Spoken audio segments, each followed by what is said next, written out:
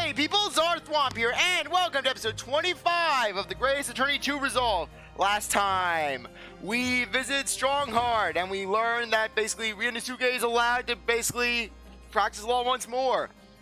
And then, we visited Van Zieks' office, where we learned that Van Zieks is fine, and that he has a new apprentice. He's essentially turned into Darth Vader. And now, we are going to be moving out. We're going to be moving out to the prison. Okay. 22nd of October, local prison, cell 11. The warden said cell 11. This is the one. That's the one. Ah, there's someone curled up in a ball in the back corner. Look. What's his name again? Professor Albert Harebrayne, wasn't it? Excuse me, Professor Harebrayne.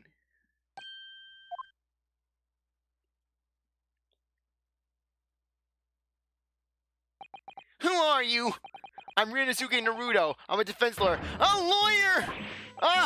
Was it something I said? A lawyer, you say? When do you be here? About the experiment?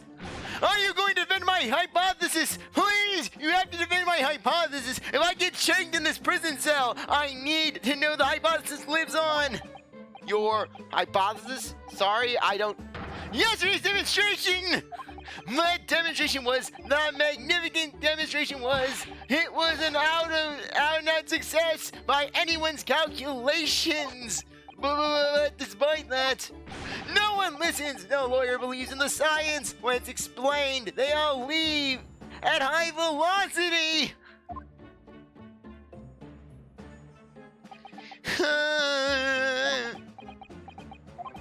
Now it's probably not a good time to mention that your zeal made my concentration leave for a while too.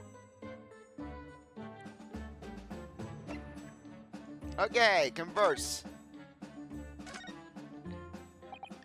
You mentioned the demonstration yesterday.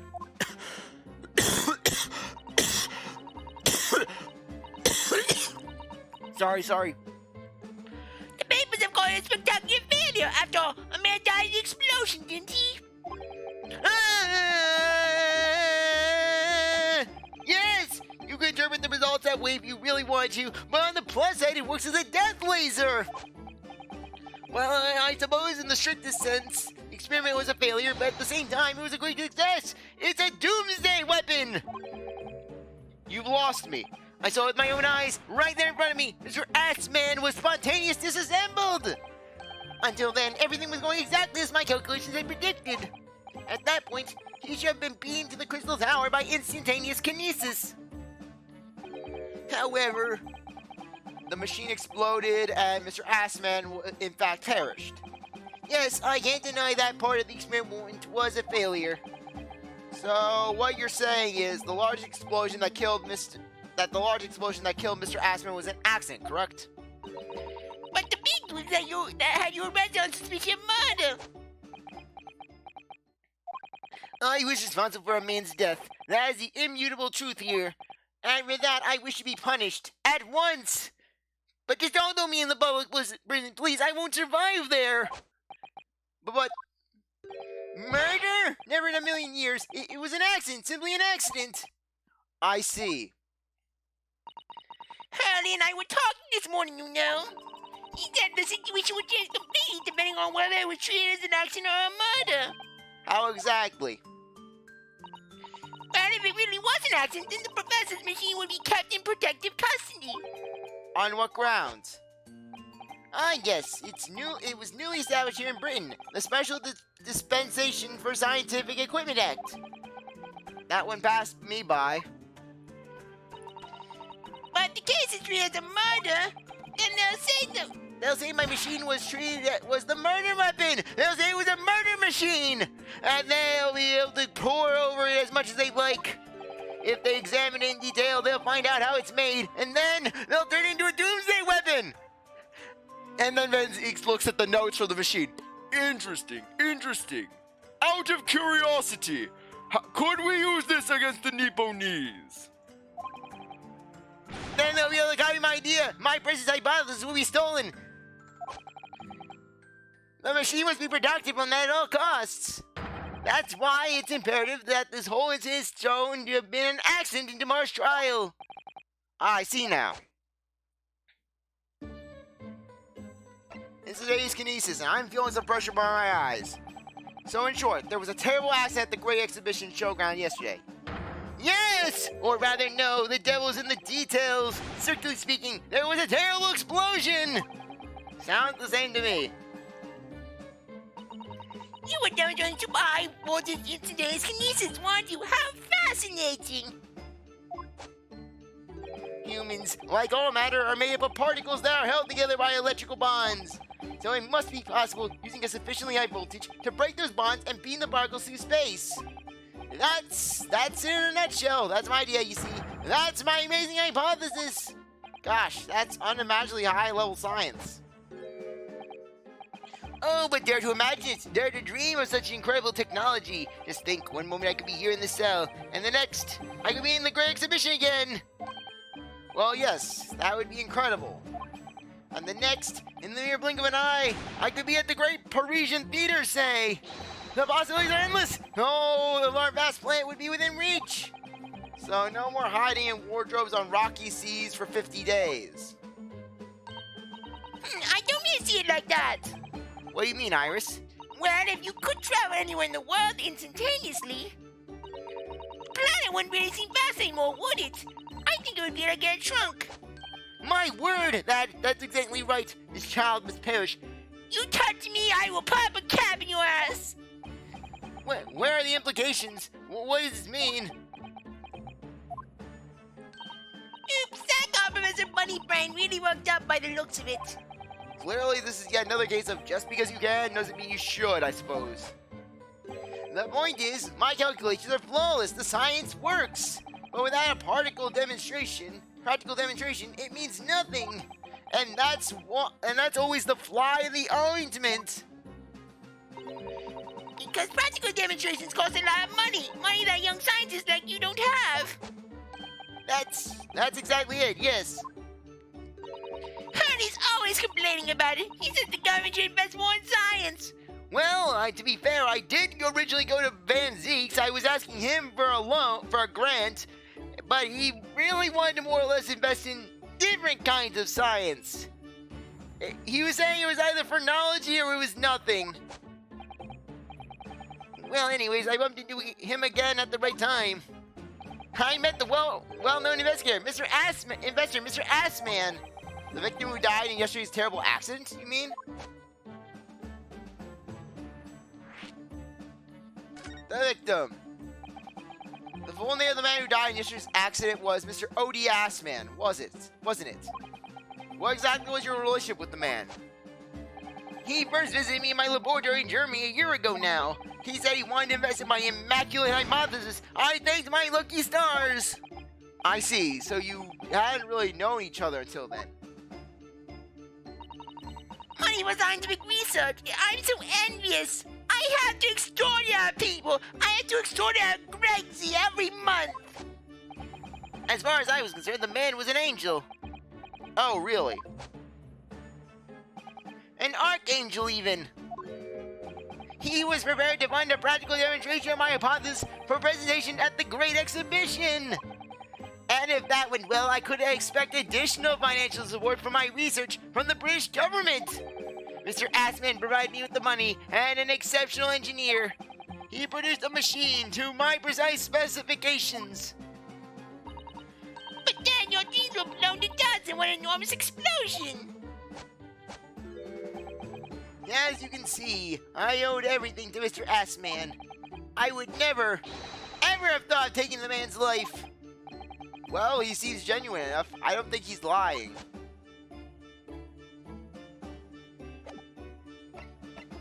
Present the badge. Ah, fascinating, yes. In Japan, where I come from, it's the symbol of a defense lawyer. Wearing it is very bracing, I find. Your words make some sense to me, but they are entirely illogical. What do you mean? Well, for example, I find this white laboratory coat that I wear for my work very bracing too. However, in my case, there is a perfectly logical reason for that feeling. Oh, really? What is it? I purchased the wrong size by mistake. This one is too small for me. The sleeves especially are extremely bracing. I can barely move my wrists. That's what you call logical, is it? Of course, it's entirely logical. That size, Mr. Naruto. That's why I do all these poses with my wrists.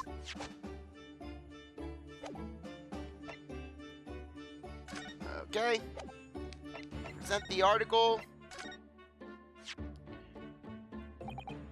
How could this have happened? You must feel awful. As well as a man losing his life, the Crystal Tower was greatly damaged too. I know what happened. It must have been that. The day before the demonstration, I had my usual meal of frankfurters at the hotel restaurant.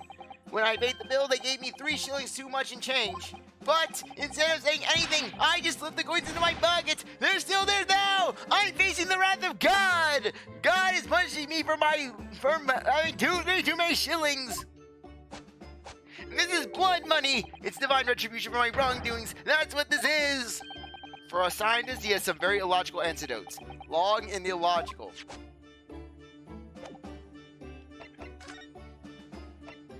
Okay, what are we missing?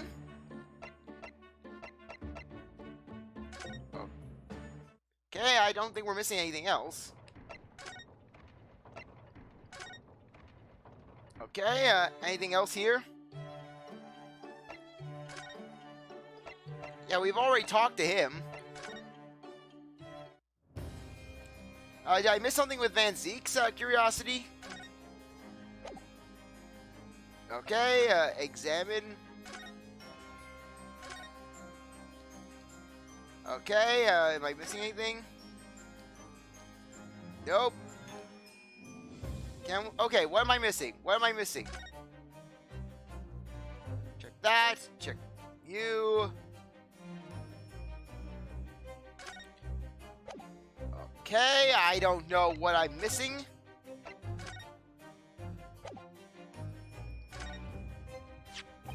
Lord Van Zieks, about the article in this paper. Ah, yes. It seems there was a reporter nearby when that little skirmish took place. Unfortunately, the reporter was caught in the crossfire and I punched him in the tummy. I had no idea I'd been photographed. It was careless of me. As you can see, I kicked all their asses without even taking my hat off. It looked as though it was taken here after the people who attacked you had run away, though. Rest assured, the police have already apprehended every last one of them. But there's someone else fighting alongside you, it seems. And I think it's the same man who's sitting over there as we speak, isn't it? As I mentioned already, he's my apprentice. Perhaps you could tell us a little more about him. There we go. He's in my tutelage to become a prosecutor, so you could say he's my apprentice, I suppose. Ah, like you're the Hurley then, Runo. I don't remember taking an apprenticeship with a great detective. He's currently compiling a report about last night's attacks. He gets no chair, by the way. He has to earn the chair. It looks like he's wearing some kind of mask. On Lord Strongheart's orders, nobody knows the man's face, or indeed his identity. But why would you agree to take on such a clearly suspicious individual? I figured that since I have to deal with you on a relatively regular basis, I decided what do I have to lose? Lord Strongheart's orders again. He's not one for meaningless follies. There will be good reason for his actions. I hope you're right.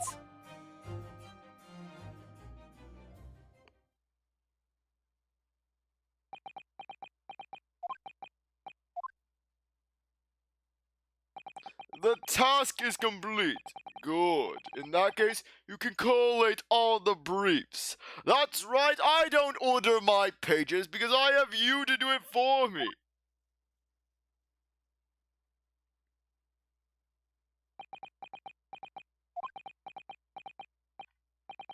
Nice to meet you.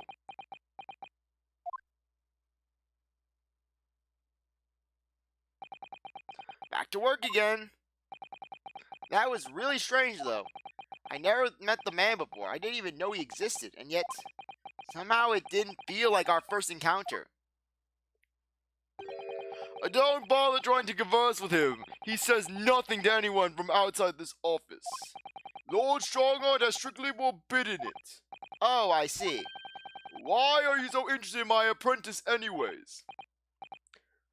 Him? Oh, no, I mean, sorry, I didn't mean to. The way he stood there so casually, yet with that flawless posture.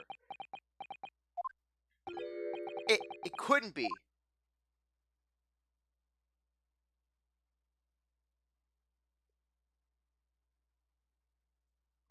Ah, yes, there's something I've been meaning to ask you. Oh? What's that? Why the heck are you so invested in the summation examination? I swear, it's like you think to yourself, how can I make Van Zieks' day worse? And then you manage to do it. The Nipponese man, is he faring well? Sorry? The one arrested twice in succession 6 months ago, with the stoop, and the moustache, and the jitters, and the crying. Mr. Natsume, you mean? I'm not sure he'd be very pleased to find that you identified him from that list, Ryuno. He's fine, thank you. In fact, I received a letter from him by international post only the other day. I see. Well, I think we can end our discussion there, don't you? There's little time left before tomorrow's trial. I advise you spend it investigating the case. Yes, thank you for the advice, and for the conversation. I can't believe he's asking after Soseki's, after a Nipponese. I'm not sure whether to feel happy about that or worried. I never imagined that Mr. Reaper would be friends with a mad scientist, did you? That's a term for the books. A mad scientist. You mean Professor Harebrayne. Yes, it might be worth quizzing the professor about his relationship with Lord Van Zieks, I think. Okay, let's head out. Prison. Present. Or we have... Okay, there we go. The Reaper's varsity years. I understand Lord Van Zieks is a friend of yours from your university days. Yes, that's right. He was studying law whilst I was studying science. Though he was undisputed in the arts of phrenology.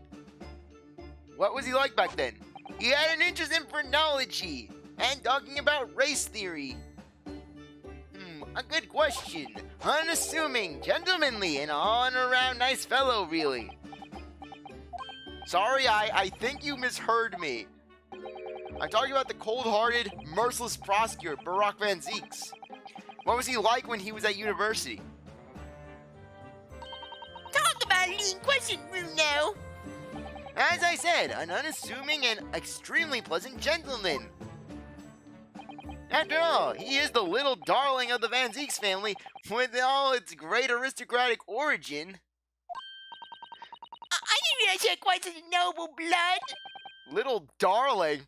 Now I'm imagining basically Van Zieks having like this little orphan Annie sort of persona around his family. I sang musical numbers. It was a different time.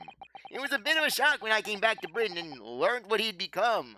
How he wears a cape and smashes wine glasses all the time.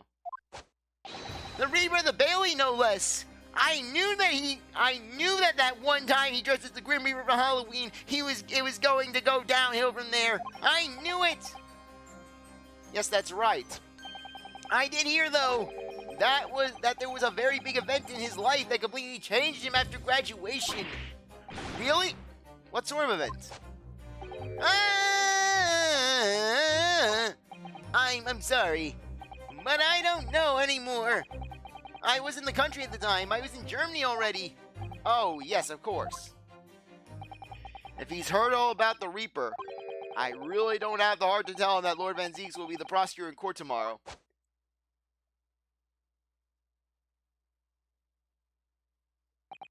So, Professor, let me just make absolutely sure I've understood you properly. A huge explosion that occurred yesterday. That was an accident, you're saying. You had no intent to harm the victim, who was in fact the sole investor in your work. Is that correct? As correct as 2 squared is 4! I swear it! Yes, it's true that the man perished in a machine of my... Yes, it's true that the man perished in a machine of my invention. So I know I'm far from blameless in all this, but still! I would never use my discoveries, my inventions, to take a person's life! Not a centillion years! I'm mad science! It's all I know! You have to believe me, please! You believe me? You believe in my hypothesis? Science is the pursuit of truth, you know. I've always believed that, all my life. I'm afraid I don't know much about science, or your theories. But I do believe you, and I will fight to prove your innocence with all my might. I'm at the law, it's all I know, and you have to believe me, please. When I went to live in Germany after I graduated, I learned something very important. Nationality, class, lineage, none of that matters. As long as you try your hardest, you can achieve anything. Thank you for that, Professor. And thank you in advance for defending me tomorrow in court. All right, Ryuno, it's time. Time to visit the great exhibition. Sorry? Well, that's where the incident happened, isn't it? Yes, I suppose that's true. Time to investigate. Okay, let's move out. The exhibition has been added.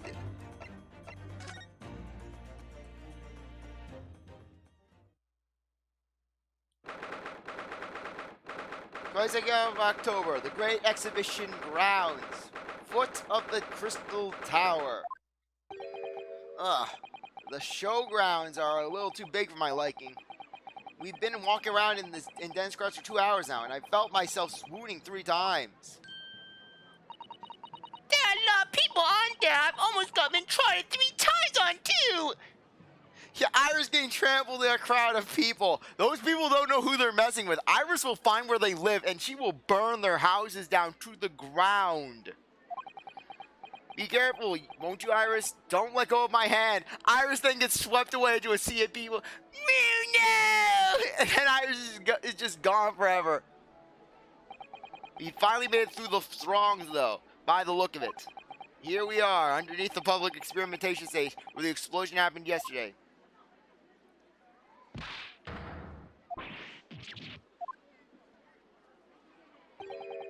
What's that?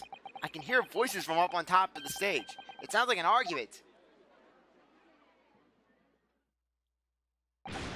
Roll, I'll head up with you this time. I warned you. I'll arrest you in a minute. And I'm warning you that I am friends with Iris, and she will break your kneecaps. You don't mess. No. Don't bring my lady into this, okay? I'm not messing with her. Really, I'm on thin ice with her already, okay? I didn't bring her an ice cream, okay? I didn't bring her an ice cream, and now I'm screwed. I'm utterly screwed. I did not bring her an ice cream. She had no cone. She had nothing, and now I'm scared. I'm scared. Oh yeah? Go on, Inspector. Give it a shot. You ain't got no evidence, and you know it. Wait, I know those voices. You got a cheeky little mouth, you young lady, but I'm not in the cells to teach you some manners. Just try it, I dare you, if you want that bag of chips rammed down your throat.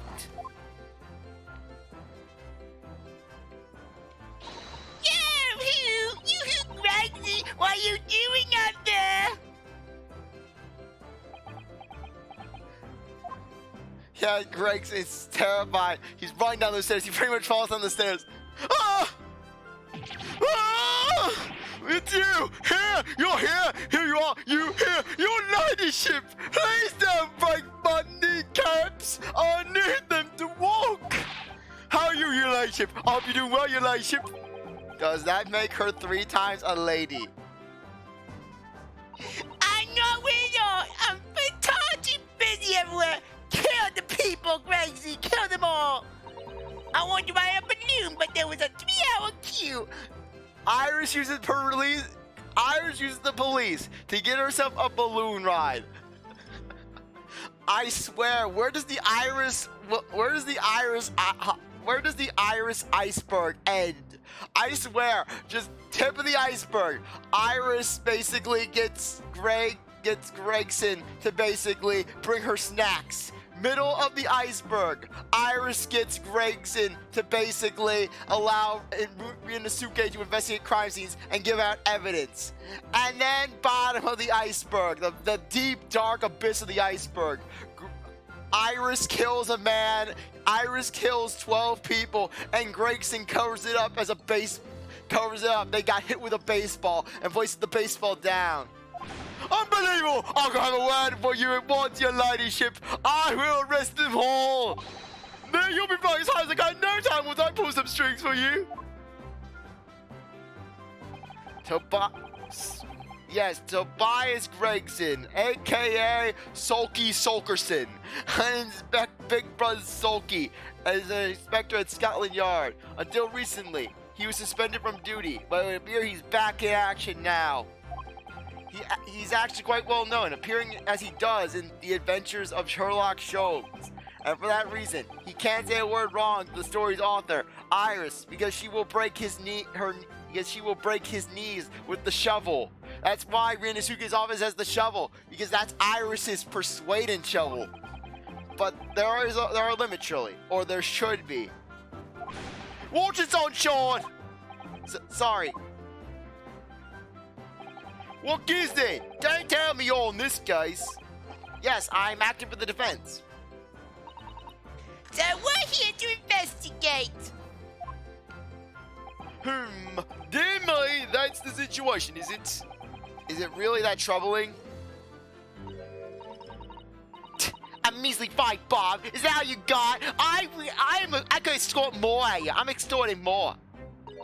You're a lawyer, ain't ya? You could stand to carry a bit more copper around in your pockets, Mr. Nara Odo.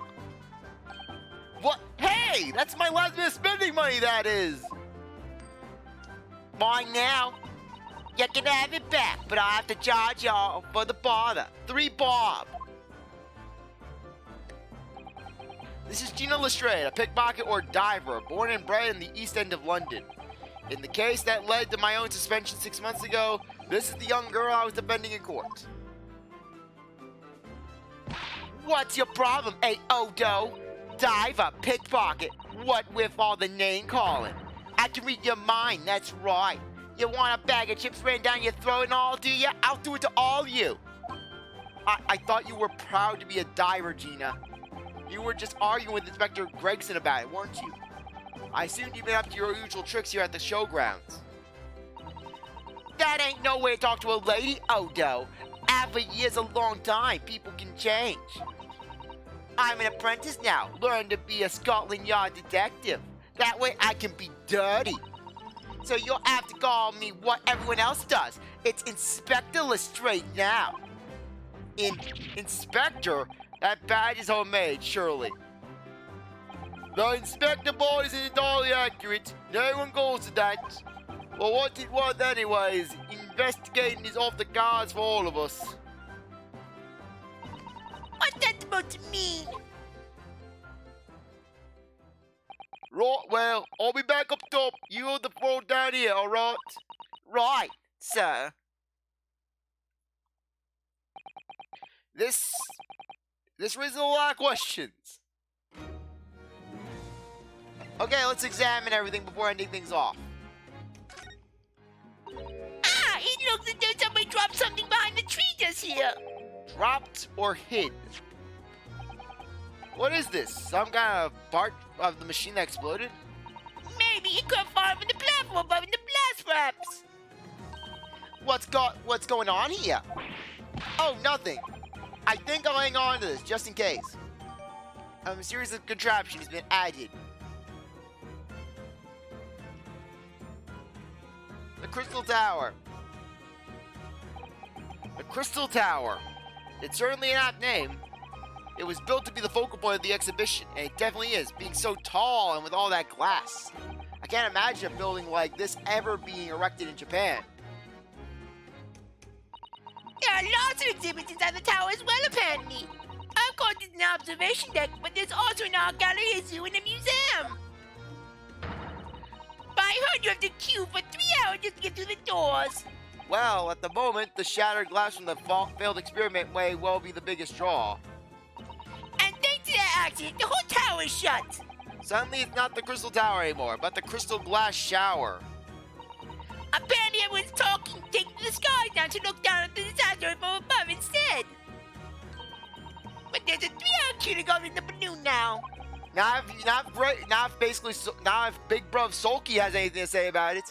Londers must be very patient people. Hey, look, what's this? A ripped up piece of cloth? It's not like any fabric I've seen before. It's very thick and stiff. It looks extremely durable. It's canvas, I think, with some sort of rubber backing. And the edges appear to be a bit charred as well. Maybe that means it has something to do with the explosion. Let's make a note of it while Ginny's been yawn.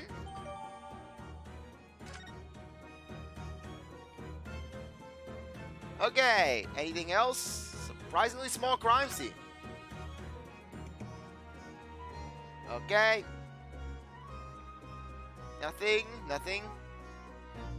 Ah, there we go. That's where the cove ended up after the instant That's where the cove ended up after its instant kinesis, or whatever they called it, dedicals. And yet they're calling the experiment a success. What's with this wood scaffolding there for? the coppers? Our lads set that up after the incident happened. To get the body down, I think. Don't know, really. Did you help erect the scaffold then? Nah, lookout duty's more my thing. Wandering around the exhibition and keeping a lookout for the fun stuff. Mind Gregson doesn't hear you saying that, or he'll give you the boot. It's incredible though, isn't it? I mean, could the victim really have bridged that gap by some sort of invisible kinesis?